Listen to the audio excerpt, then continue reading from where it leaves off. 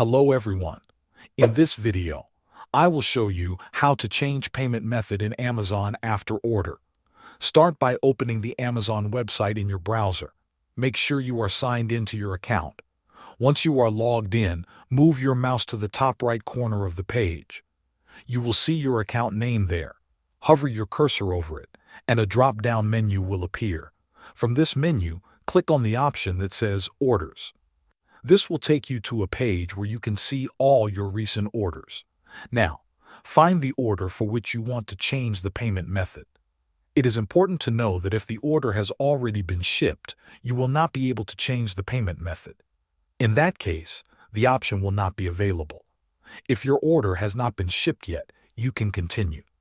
Click on the button that says View Order Details next to your order.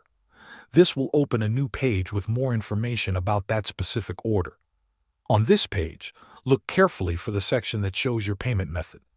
Next to it, you will see an option that says Change. Click on Change, and you will be asked to select or enter a new payment method. You can choose a saved card or add a new one by entering the required details. Finally, confirm the changes. Your payment method for that order will now be updated if the order is still eligible. Thanks for watching.